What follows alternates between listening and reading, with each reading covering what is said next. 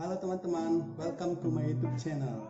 Nah, teman-teman masih ingat saya kan? Pada postingan sebelumnya, saya telah membahas jurnal nasional dan internasional.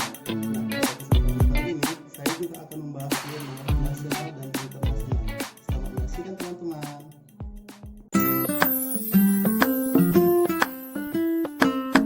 Nah, sebelum kita mulai, izinkan saya memperkenalkan diri saya terlebih dahulu. Nama saya Andrew Leonard Tambunan. Saya berasal dari program studi Akuntansi Keuangan Publik Politeknik Negeri Medan.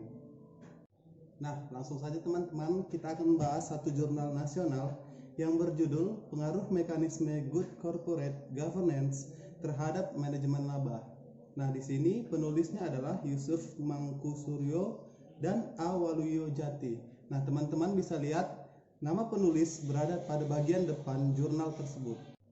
Nah, selanjutnya pada institusi asal yaitu Program Akuntansi FEB Universitas Muhammadiyah Malang, teman-teman dapat melihat pada jurnalnya di bagian depan jurnal tersebut juga. Nah, kemudian saya akan membahas dengan ringkasan abstrak. Nah, pada jurnal tersebut, penelitian bertujuan untuk mengetahui pengaruh mekanisme good corporate governance terhadap manajemen laba yang diproduksi dengan discretionary accrual atau DTA. Nah, teman-teman dapat melihat ringkasan abstrak pada bagian depan pada jurnal tersebut. Nah, selanjutnya kita akan membahas tentang konsep pemikiran. Nah, penelitian ini bertujuan untuk mengetahui pengaruh mekanisme good corporate governance terhadap manajemen laba yang diproduksi dengan DTA. Nah, konsep pemikiran dapat kita lihat pada bagian latar belakang masalah pada jurnal. Nah, selanjutnya teman-teman, kita akan membahas tentang metodologi yang akan digunakan mengenai desain dan metodologi penelitian dan populasi dan sampel. Pada sampel penelitian ini dipilih menggunakan persuasive sampling method, dan pada bagian ini kita dapat melihat di bagian jurnal di bagian 3 itu metode penelitian. Nah, selanjutnya kita akan membahas tentang ringkasan hasil penelitian. Pada ringkasan hasil penelitian menyatakan tentang hasil-hasil regresi atau hasil-hasil analisis yang diperoleh melalui penelitian tersebut. Nah, penelitian ini berasal dari bab 4 yaitu hasil penelitian pada jurnal. Nah, pada bagian yang ditunggu-tunggu teman-teman yaitu mereview kelebihan dan kekurangan jurnal nasional kali ini. Nah, di sini kelebihannya yang pertama adalah pemilihan sampel penelitian yang telah teruji. Nah, kenapa dibilang pemilihan sampel penelitian yang telah teruji? Dapat kita lihat pada bagian metode yang digunakan, yaitu bagian populasi dan sampel. Sampel penelitian ini dipilih menggunakan purposive sampling method. Perusahaan yang masuk dalam daftar Corporate Governance Perception Index atau CGPI yang dipilih berdasarkan hasil penelitian di Indonesian Institute for Corporate Governance atau IICG. Perusahaan yang juga harus ada dalam daftar CGPI mulai tahun 2013 sampai tahun 2015, dan perusahaan itu bukan lembaga keuangan. Nah, di sini dapat dilihat dengan jelas pemilihan sampel dengan baik, yaitu perusahaan yang masuk dalam daftar CGPI atau perusahaan yang masuk dalam daftar IIGC. Begitu teman-teman. Nah, sekarang kita masuk ke kelebihan yang kedua, yaitu penggunaan metode penelitian yang digunakan oleh penulis dijelaskan secara rinci dan detail. Nah, bagaimana metode penelitian yang digunakan oleh penulis dijelaskan secara rinci dan detail? Dapat dilihat pada bagian bab 3 yaitu metode penelitian yang menjelaskan bahwa penelitian ini menggunakan purposive sampling method dan dijelaskan dengan jelas mengenai pengukuran yang menggunakan discretionary total accrual atau DTA dan lain-lainnya. Nah, sekarang kita ada di bagian kelebihan yang ketiga, yaitu penggunaan bahasa oleh penulis dapat dipahami oleh pembaca. Nah, lagi-lagi jurnal yang baik adalah jurnal yang dapat memilih bahasa yang dapat dipahami oleh pembaca. Nah, bahasa apa yang baik? Itu bahasa Indonesia yang sudah disempurnakan atau EYD. Nah, teman-teman, tadi kita sudah membahas tentang kelebihannya. Nah, tak afdol untuk membahas tentang kekurangan-kekurangannya. Nah, apa sih kekurangannya itu? Yang pertama adalah jumlah penggunaan sampel yang terlalu sedikit karena adanya berbagai faktor yang tidak sesuai dengan kriteria yang telah digunakan. Nah, kenapa penggunaan sampel dikatakan terlalu sedikit? Karena dapat kita lihat pada bagian metodologi penelitian, yaitu sampel penelitian ini dipilih menggunakan pervasive sampling method, yaitu perusahaan yang masuk dalam daftar Corporate Governance Perception Index. Nah, di sini peneliti hanya menyebutkan perusahaan yang masuk dalam CGPI, tidak perusahaan-perusahaan yang lainnya. Nah, pada bagian kekurangan yang kedua, yaitu penelitian ini menggunakan sampel perusahaan baik yang terindikasi earnings management maupun yang tidak terindikasi earnings management, sehingga tidak menggambarkan dengan baik bagaimana dampak penerapan good corporate governance. Nah, setelah kita membahas tentang kekurangan-kekurangan, ada baiknya kita memberi saran tentang kekurangan-kekurangan tersebut agar dapat diperbaiki. Nah, saran pertama yaitu perusahaan diharapkan meningkatkan kualitas tata kelola seperti peningkatan proporsi komisaris independen dan memberikan kesempatan kepada manajer untuk memiliki saham di perusahaan. Selain itu, perusahaan juga perlu memiliki manajer yang memiliki etika yang baik, karena walaupun dengan standar yang tinggi, earning management dapat dilakukan jika manajer memiliki niat yang tidak baik. Nah, pada saran yang kedua, di sini peneliti perlu menambahkan variabel lain dalam penelitian yang dipandang lebih dapat mempengaruhi earning management, misalnya menggunakan ukuran Dewan Direksi dan kualitas audit. Peneliti selanjutnya dapat menambah periode pengambilan data sebelum dan sesudah perusahaan terdaftar di CGPI, sehingga didapatkan hasil yang maksimal dan akurat dalam penelitian yang dilakukan, memperluas objek penelitian yang dilakukan untuk menghasilkan penelitian yang lebih luas dari penelitian ini. Nah, itu tadi teman-teman pembahasan kekurangan dan kelebihan jurnal nasional. Nah, pada kesempatan ini saya akan juga membahas tentang pembahasan kekurangan dan kelebihan jurnal internasional. Pada bagian judul saya ambil judulnya yaitu The Effect of Good Corporate Governance and Audit Quality on Earning Management. Nah, pada bagian judul ini dapat dilihat di bagian depan pada jurnal tersebut.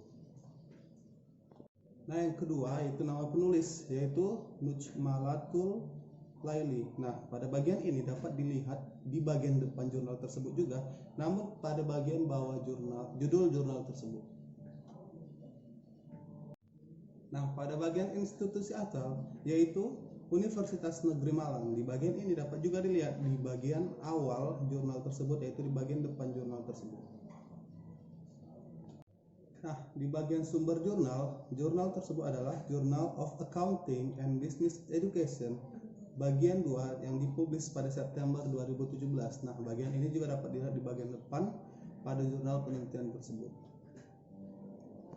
Nah, sekarang kita ke bagian ringkasan abstrak. Nah, pada bagian ringkasan abstrak saya membuat penelitian ini bertujuan untuk menguji efek dari tata kelola perusahaan yang baik atau GCG dan kualitas audit pada manajemen laba, kehadiran Dewan Komisaris dan Komite Audit di perusahaan publik Indonesia yang berfungsi sebagai proksi dari GCG.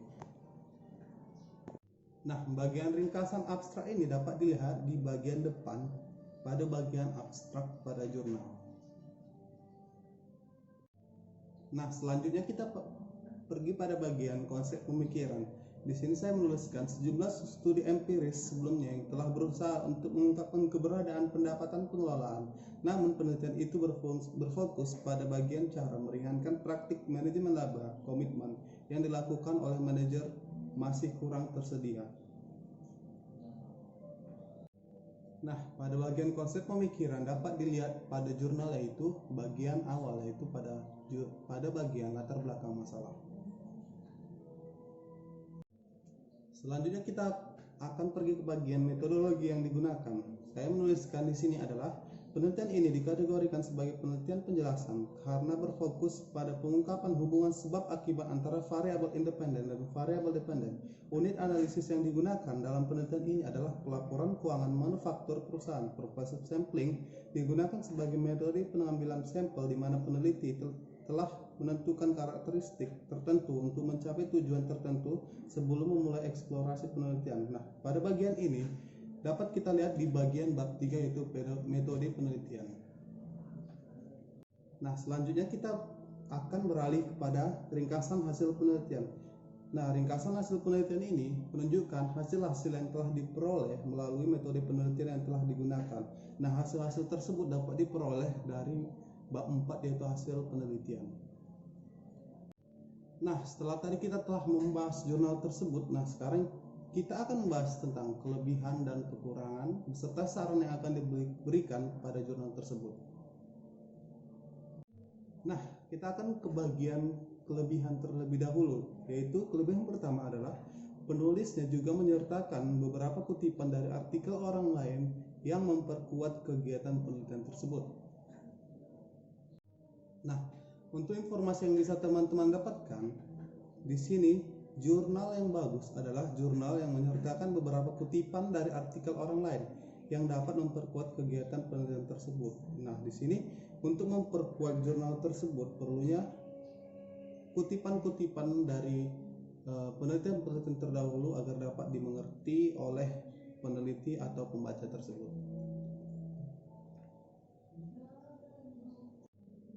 Nah, sekarang kita akan ke kelebihan yang kedua, yaitu pemaparan pada kajian pustaka sudah baik. Pada bagian ini tidak hanya dipaparkan pendapat para ahli saja, namun juga dipaparkan bagaimana variabel tersebut saling berkaitan melalui kutipan-kutipan dari para ahli. Nah, lagi-lagi teman-teman, pentingnya kutipan-kutipan dari para ahli atau kutipan-kutipan dari penelitian terdahulu untuk dapat menguatkan penelitian tersebut, yaitu dapat memperkuat variabel-variabel tersebut, dapat membuat variabel tersebut saling berkaitan. Nah, pada bagian kelebihan yang ketiga yaitu pembahasan yang dipaparkan sudah baik karena setiap faktor dibahas pada jurnal ini dengan bagiannya tersendiri. Nah, faktor-faktor tersebut yaitu faktor-faktor yang mempengaruhi setiap variabel-variabel pada jurnal tersebut. Nah, pada kelebihan yang keempat, jurnal ini sudah memaparkan 5 poin penting yang ada pada jurnal, yaitu pendahuluan, kajian pustaka, metode penelitian, pembahasan, dan kesimpulan. Nah, pentingnya 5 poin ini pada jurnal untuk membuat jurnal tersebut menjadi jurnal yang baik untuk dibaca oleh pembaca. Nah, kelebihan yang terakhir adalah pada latar belakang telah dijabarkan mengapa penelitian penting untuk dilakukan beserta alasan lain dan penjelasan yang cukup agar pembaca dapat memahami topik yang nantinya akan dijelaskan pada inti jurnal penelitian ini. Nah, pentingnya pembahasan pada latar belakang karena agar penelitian ini dapat dimengerti dengan jelas bagaimana latar belakang tersebut menjadi konteks dalam penelitian tersebut. Nah, setelah kita membahas kelebihan-kelebihannya, maka tidak enak rasanya jika kita tidak membahas tentang kekurangan-kekurangannya. Nah, kekurangan pertama adalah metode yang digunakan dalam penelitian ini tidak dijelaskan oleh peneliti, hanya menggunakan metode penjelasan saja sehingga membuat pembaca bertanya-tanya mengenai metode penelitian model seperti apa yang digunakan. Nah, pada bagian model penelitian, penting dicantumkan oleh peneliti agar dapat dipahami oleh pembaca seperti model penelitian purposive sampling atau random sampling atau penelitian-penelitian yang lainnya agar pembaca dapat mengerti apa yang dibuat oleh peneliti tersebut. Nah, pada bagian kekurangan yang kedua, pemaparan mengenai metodologi penelitian kurang jelas. Pada pembahasan model hanya dijelaskan apa saja yang akan dilihat dari hasil penerapan metode penelitian, tapi tidak dilampirkan atau dipaparkan metode penelitian seperti apa yang digunakan sehingga akan menjawab pertanyaan yang telah dibuat. Nah, lagi-lagi teman-teman, kita membahas tentang metodologi penelitian. Nah, pemaparan metode penelitian harus jelas dibuat oleh peneliti karena agar dapat dipahami oleh pembaca. Kemudian pada pembahasan model harus dijelaskan apa hasil penerapan model penelitian tersebut sehingga dapat menjawab pertanyaan-pertanyaan yang para pembaca buat. Nah, kekurangan yang ketiga, terdapat daftar pustaka yang tidak lengkap. Nah, daftar pustaka yang tidak lengkap akan membuat para pembaca bertanya-tanya. Nah, dari mana peneliti membuat penelitian tersebut sehingga daftar pustakanya tidak lengkap? Melainkan daftar pustaka yang baik itu adalah daftar pustaka yang lengkap, yaitu daftar pustaka yang banyak jumlahnya tidak kurang dari 10. Nah, kekurangan yang keempat adalah kesimpulan yang tidak jelas. Pada bagian kesimpulan, peneliti tidak memaparkan hasil penelitian dengan jelas mengenai seluruh hubungan yang terkait dengan pengaruh tata kelola perusahaan dan kualitas audit yang baik terhadap manajemen laba, sehingga pembaca tidak dapat memahami hubungan seluruh variabel. Nah, lagi-lagi teman-teman, hasil penelitian atau kesimpulan yang dapat diberikan oleh peneliti dapat dengan jelas dipahami oleh pembaca apabila peneliti dapat membuat kesimpulan tersebut dengan jelas, memaparkan hasil penelitian tersebut dengan jelas mengenai seluruh hubungan yang terkait dengan pengaruh tata kelola perusahaan dan kualitas audit yang baik terhadap manajemen laba pada penelitian tersebut. Nah, pada bagian kekurangan yang terakhir, dari segi kerapian penulis, jurnal ditulis kurang rapi karena ada beberapa bagian paragraf yang tidak diberikan pengaturan rata kiri kanan atau alignment justify, sehingga beberapa baris terlalu menjorok ke dalam dan keluar. Nah, pada jurnal yang baik, penulisan juga harus dipikirkan ya teman-teman. Nah, pada jurnal yang ditulis harus rapi, yaitu harus menggunakan pengaturan rata kiri kanan agar pembaca dapat memahami dengan jelas apa yang peneliti maksudkan dalam jurnal tersebut. Nah, setelah kita memberikan kekurangan-kekurangan dari jurnal penelitian tersebut, kita akan membahas tentang saran apa yang perlu dilakukan oleh peneliti agar jurnal tersebut menjadi baik. Yang pertama adalah peneliti seharusnya tidak hanya menyebutkan penelitian tersebut sebagai penelitian penjelasan saja, melainkan ada nilai plus yang dapat diinformasikan kepada pembaca dari penelitian tersebut. Nah, seperti yang tadi saya jelaskan, peneliti harus mencantumkan metode-metode penelitian apa yang akan digunakan seperti metode purposive sampling atau random sampling atau dan lain sebagainya. Nah, pada saran yang kedua, seharusnya penulis lebih memaparkan metode penelitian apa yang cocok dengan penelitian tersebut, sehingga pembaca juga dapat mempercayai sebagaimana memang penelitian ini telah diuji coba dengan metode yang pasti. Nah, metode yang pasti tersebut seperti metode purposive sampling atau metode random sampling atau metode yang lainnya agar dapat dipercaya oleh pembaca sebagaimana penelitian ini telah diuji coba dengan metode yang pasti. Nah, yang ketiga adalah penulisan daftar pustaka yang lengkap penting dilakukan untuk menjadi sumber referensi bagi pembaca untuk membuat penelitian atau untuk dibaca demi mengetahui kebenaran dari penelitian tersebut. Nah, penulisan daftar pustaka yang lengkap juga membuat para pembaca tidak bertanya-tanya akan dari penelitian tersebut, yaitu penelitian yang harus mencantumkan daftar pustaka yang lengkap agar dapat dibaca oleh pembaca agar dapat digunakan untuk penelitian-penelitian selanjutnya sebagai daftar pustaka peneliti oleh pembaca. Pada bagian yang keempat, yaitu kesimpulan yang pasti akan membuat pembaca dapat mengerti kemana arah penelitian tersebut akan berlanjut.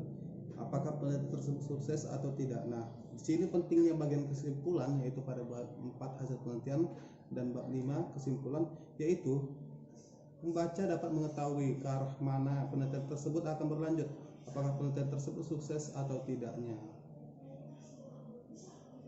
Nah, pada bagian yang terakhir, pentingnya penulis untuk memperhatikan kerapian penulisan penelitian tersebut bertujuan agar para pembaca juga dapat memahami atau dapat melihat dengan baik apa yang telah diinformasikan peneliti dalam penelitian yang telah ia buat. Nah, di sini pentingnya penulisan untuk kerapihan pada penelitian dapat membuat pembaca atau yang memerlukan penelitian tersebut lebih memahami apa isi dari penelitian tersebut.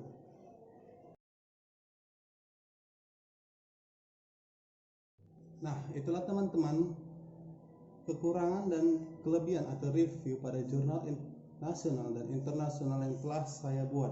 Nah, semoga teman-teman dapat mengerti dan dapat memahami apa yang telah saya buat ini dan dapat menjadi pengetahuan bagi teman-teman agar dapat diterapkan pada penelitian-penelitian teman-teman selanjutnya.